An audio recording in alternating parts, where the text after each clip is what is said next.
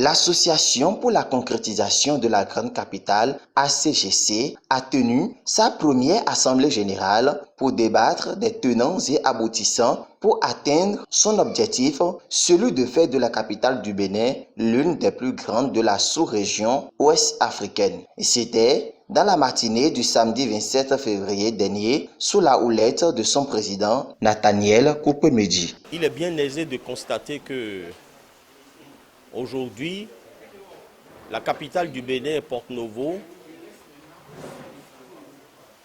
est la plus petite capitale de la sous-région, voire de l'Afrique. Soucieux de cet État qui n'honore personne au Bénin, des filles et des fils de l'espace de la grande capitale ont décidé de prendre à bras le corps la situation de leur capitale. Et leur objectif, c'est de faire un lobby, n'est-ce pas, auprès des politiques, afin qu'un redimensionnement soit réalisé pour redonner à notre région l'image d'une vraie capitale à l'instar d'autres de l'Afrique, voire d'ailleurs. La capitale du Bénin partait de l'ancien pont de Cotonou à Papa. Ça englobait l'actuelle commune de Semekpodi, la municipalité de Porto-Novo, la commune d'Adjara, à Promisérité, à Vrancou et les Agégués. C'était ça, la capitale du Bénin, avant le découpage sauvage qui nous a émiettés pour nous affaiblir. Le Conseil assez grand capital est une consolidation naissante pour faire revivre le passé amer que vivent les fils de Porto-Novo et des communes environnantes. Il ne faut pas enfermer une idée. Moi, j'ai lancé l'idée il y a très longtemps à travers un certain nombre d'ouvrages, comme vous l'avez dit, notamment le livre intitulé Porto-Novo, des capitales du Bénin. C'est un néologisme que j'ai forgé, bien entendu, parce que ça n'existe pas, des capitales.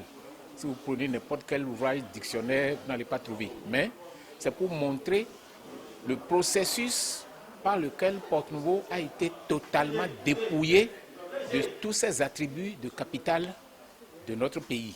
Déterminé pour l'atteinte de l'objectif de la dite association, composée des personnes ressources, les professeurs de haut rang, des cadres à plusieurs niveaux, ils sont nombreux à marquer leur présence à ce rendez-vous pour le changement et l'éclosion de la capitale béninoise. Ils ont, à vive voix, témoigné leur joie et satisfaction.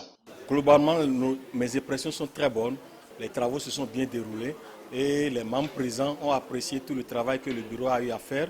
Et je pense que nous sommes bien lancés. Mes impressions sont bonnes, d'autant plus que ça s'est bien déroulé. Et dans l'ensemble, je note quand même que c'est une bonne initiative, que des grandes personnes puissent penser toujours à révéler la capitale, qui est la capitale du Bénin, qui est Porto-Novo. Nous allons prier pour que cette initiative puisse porter vraiment son fruit. Nous venons d'assister à une grande première. Une première sortie, je vais dire que c'est une sortie réussie. Je vais dire que c'est une sortie réussie à travers tout ce que vous avez pu observer, à travers les interventions des uns et des autres, et surtout à travers l'engouement observé dans la salle par rapport aux objectifs que nous nous sommes fixés.